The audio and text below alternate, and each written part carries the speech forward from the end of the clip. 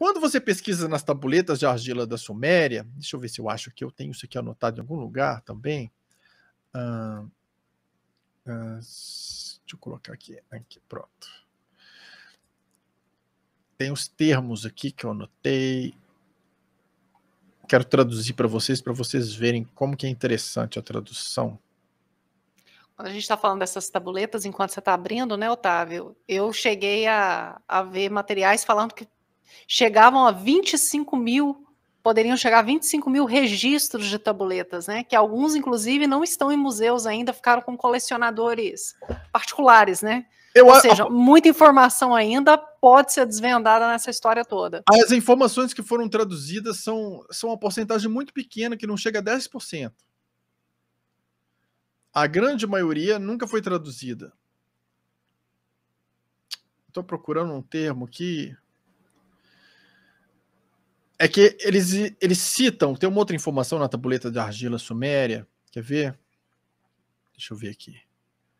Aqui, achei. Na tabuleta de argila suméria, eles usam um termo que eles chamam de ukubi, que corresponde ao termo homo, né? Mais ou menos que a gente chama, porque, tipo assim, tem ukubi e alguma coisa, são espécies diferentes do homo. Homo sapiens, homo neandertal, né? E eles usam um termo, para quando eles querem falar do ukubi, tem dois termos diferentes que eles colocam. Um eles chamam de ukubi ulegara e ukubi anegarra, que os Anunnaki citam. O ukubi ulegara quer dizer que foi o homem colocado antes de quê? Da chegada deles. E o ukubi anegarra colocado depois, que é remodelada, retocada pelos Anunnaki. Então isso nos dá uma informação já que existia essa receita do homem, ele já tinha sido colocado aqui de alguma maneira antes. Né? A gente não sabe se esses de antes que eles acharam que se extinguiram, se mataram, o que aconteceu, não sabemos. Mas parece que eles se basearam em alguma receita prévia, assim. Exatamente. Fizeram algumas melhorias. Então existiu um homem antes da chegada desses Anunnaki. A gente fala, o Anunnaki criou um homem. Não, ele fez reaparecer. Né? Ele refez a receita genética ali, usando inclusive uma parte genética deles, segundo seus próprios interesses. Né? Então, assim, e aí esses homens, por exemplo, para a gente entender mais algumas informações que eu acho interessantes, para a gente entender como que a coisa vem de um lugar e se espalha para o mundo.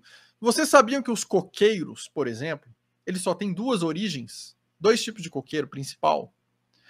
Um vem da Índia e o outro vem de uma região chamada de Sundaland, que é a região da Indonésia, ali com a Malásia.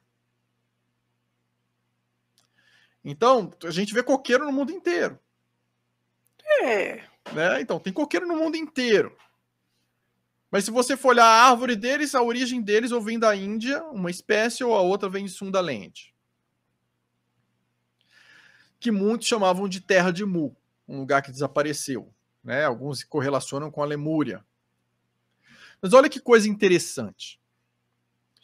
Vários testes de DNA, já que a gente está falando tanto de DNA, vários testes de DNA mostram que os povos aqui da América do Sul, isolados, os Caritiana, os Suruí e os Chavantes, eles teriam a mesma origem de um povo que se chama povo Y, desse lugar chamado Sundaland, da parte Indonésia, Malásia.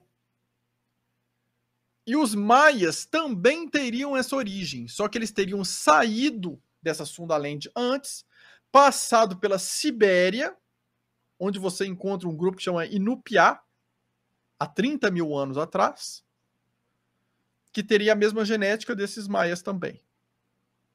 Então tem muitos estudos hoje muito interessantes mostrando, né, que povos que a gente encontra aqui, por onde que essa genética já passou. E aí nós estamos considerando um período histórico onde não existia, em tese, como essas populações interagirem. Né? Nós não estamos falando de um período de grandes navegações, nós não estamos falando de um período de grande interação mesmo. Né? Pois é, porque a gente pensa que era primitivo. Porque a gente pensa que era primitivo. A gente não sabe se eles chegaram aqui de maneira primitiva. Ou se eles chegaram caminhando porque tinham pontes, ou se eles chegaram exatamente, em naves exatamente. A gente não sabe como eles chegaram, mas eles A chegaram. gente não sabe se eles foram levados. É. Ou se a genética deles foi levada. Pois é. Então, assim, é muito buraco, né? Sim. E aí, quando a gente vê, por exemplo, quando a gente fala de explosão atômica, só para a gente citar, né? Eu falei explosão atômica do Mahabharata, citei a cidade na Índia, radioativa até hoje, inclusive que as pessoas que às vezes moram ali perto têm muito caso de câncer, altíssimo por causa de radioatividade e tudo mais. Você vai ter Sodoma e Gomorra, né, na Bíblia, há 12.800 anos, um fogo também que veio do céu igualzinho uma explosão atômica. Né, em Gênesis 18, você vai ler lá, que tem uma informação que eu acho bem interessante no Gênesis, que fala assim, depois, começa assim, depois Jeová lhe apareceu entre as árvores grandes, enquanto ele estava sentado à beirada da tenda, no período mais quente do dia. Essa é a primeira frase. Aí fala assim, quando ele levantou os olhos e viu 3 homens parados a certa distância. Ele, gente, é a pessoa que estava vendo Jeová. Eu não me lembro, eu acho que era Abraão. Não sei se era Abraão que estava aqui. Se eu não me engano, era Abraão nessa parte aqui. Então ele está lá e fala que Jeová apareceu diante dele. E aí ele levantou os olhos e viu 3 homens. Peraí. Jeová apareceu diante dele, ele olhou e viu 3 homens. O que isso quer dizer? Jeová era um nome coletivo ali para os 3. Jeová era um título para os 3. Um deles só era Jeová e tinha 2 anjos com ele. O que aconteceu de verdade? Essa versão da Bíblia que eu peguei é mais antiga, que cita Jeová, para mostrar depois que tinham 3 pessoas. Porque se você pega as mais atuais, elas foram modificadas de maneira a tirar o risco dessa pergunta. Né? Então tem muita coisa. Procurem sempre a Bíblia de Jerusalém, mais antigas para ver, tiveram menos modificações. Quando vai chegando nessas mais atuais, tudo modificado. Para você não poder questionar. Então fala que no início era Deus que desceu ali para falar com ele, o Jeová, e depois são 3 seres. Né? Depois ele vai contar, eu não vou ler o resto aqui, mas depois ele vai contar que ele pediu para a esposa fazer comida para servir para os 3, pediu para que eles ficassem ali e se alimentassem. Gente, então assim, eles numa condição bem humana, eles sentaram, se alimentaram, né, ofereceram várias coisas para eles, foram matar um animal, um cabrito com a carne mais macia para oferecer para eles. Então, assim, eles tinham, esses que apareceram ali para conversar, que ele chamou de Jeová, bem materiais, né? Porque tinham necessidade de se alimentar. Não eram dimensionais de luz que apareceram, né? Então, assim, os Anunnaki têm essa característica também, eles são físicos. Densos, como nós. Densos. A imagem e semelhança de alguma forma. Né? Então, algo aconteceu aqui no episódio de Sodoma e Gomorra, porque esse aqui é o início da história que está sendo contada. Eles sentam, comem lá com ele, e depois esses anjos vão na cidade avisando as pessoas que elas deveriam sair da cidade porque ia acontecer uma catástrofe. Porque algo viria do céu para destruir a cidade, e eles avisam várias pessoas, e poucos são salvos porque a maioria das pessoas não quis escutar esses que avisaram. Então, o que aconteceu? Mais uma quase extinção. Nesse momento, foi o que? Uma arma de plasma. Né? Existem várias pesquisas que indicam uma arma de plasma que matou muita coisa aqui na Terra, ou uma onda de choque que foi enviada também pelos Anunnaki. Chegou a um ponto que a quantidade de mortos dos homens foi tão grande que a população, em termos de genética, tinha 17 mulheres para cada homem nessa época. Mas por que a maioria que morreu foram os homens? O que aconteceu? Foi só uma guerra, assim, que morre a maioria dos homens? E por que dessas oscilações, né? Tem Pois a população, cresce, se desenvolve, de repente existe uma... Porque isso não aconteceu uma única vez, né, Otávio? Sim, várias existe uma vezes. Intervenção de uma arma, de um processo que diminui de forma catastrófica a população. E a Bíblia vai contando isso como esse Deus irritadiço, né, do Velho Testamento, que de vez em quando... bipolar, né? O do Velho Testamento... Que de vez em quando decide que a população não é mais digna e decide matar todo mundo. Exatamente. Assim, como é que você correlaciona isso? E que ele, inclusive, matou ele matou, não sei... Gente, eu tinha um número que eu esqueci. Eu tinha anotado quantas pessoas ele matou no Antigo Testamento, sendo que o diabo matou 10.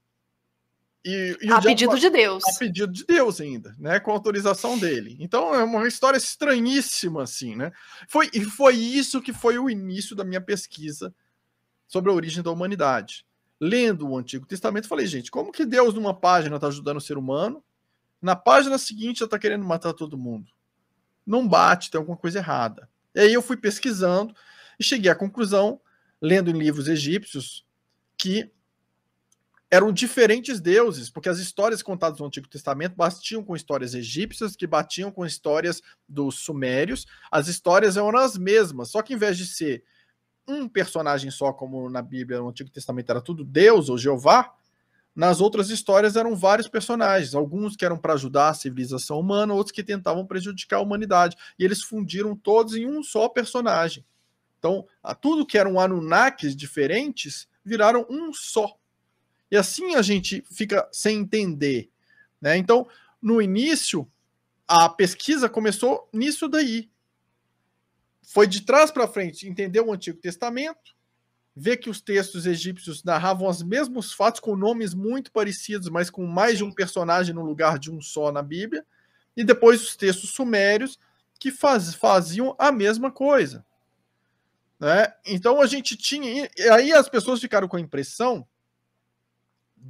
de quem estudou os Anunnaki pelo Zecharia Sitchin, de que o Enlil é um Anunnaki malvadão que quer acabar com a humanidade, e que o Enki é o bondoso que quer ajudar, né? Isso é verdade? Em algumas fases da história da humanidade, isso realmente aconteceu. Então, por exemplo, quando o Jardim do Éden, né, o Enki passou conhecimento para a humanidade se desenvolver, o Enlil não gostou porque ele queria a humanidade submissa. Então ele fez um ataque ali na humanidade que se rebelou. Uhum. Naquele momento ele foi contra a humanidade. Então mostra aquilo. Mas cada um desses dois tinha seus seguidores e as suas cidades que os apoiavam de humanos, né? As cidades enquilistas e enlilistas depois, que foram construídas. Então, segundo os interesses deles, eles apoiaram certos grupos e foram contra, né? Se você estuda a história de Moisés, por exemplo, você vai ver que bate muito com a história de... Como é que chama, né? Amenhotep IV. Gente, eu tô esquecendo o nome dele. O nome dele era Amenhotep IV, mas ele adotou um outro nome. Akhenaton.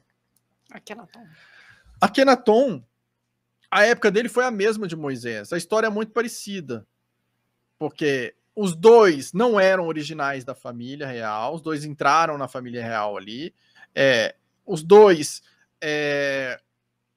serviam a um deus antes e passaram a servir a outro.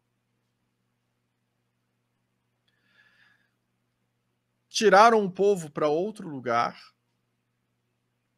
Então, assim, aí existem duas versões. Uma que fala que o Moisés é alguém que trabalhou para o Akhenaton e que brigou com ele e tudo mais e saiu e fugiu com as pessoas. Outros que colocam os dois como sendo até o mesmo personagem, né? Mas não temos indícios sobre essa história 100%, mas o que a gente sabe é que a história dos dois se correlaciona de alguma maneira, né? E a história do Moisés, que a gente acha muito bonita, aquela lealdade a um deus, quando existem templos no Egito, eu tenho um vídeo também sobre isso, que mostra até o templo, que contam a história dele e mostram que, na verdade, ele servia a um Anunnaki, e ele fez um acordo com outro para sair, e ofereceu roubar algumas coisas do primeiro Anunnaki para entregar para o segundo, e para que ele tivesse o apoio desse segundo. Né? E que ele percebeu que mais importante do que servir a vários Anunnaki era você ter lealdade a um só e colocar o seu povo com medo desse um e todos submissos a ele. Né? E assim você cria um monoteísmo, o mesmo monoteísmo que o Akhenaton criou, que parece uma história mais bonita, né? A luz, o sol ali chegando, e ele abriu mão de todos aqueles deuses egípcios, né? Todos os padres, sacerdotes que ganhavam dinheiro na corrupção daquilo, para criar algo único, a conexão direta, mas a gente não sabe se na verdade foi algo bonito, né? Lúdico, de abrir mão da corrupção para algo puro, ou se ele simplesmente abriu mão de servir a outros Anunnaki para servir a um só.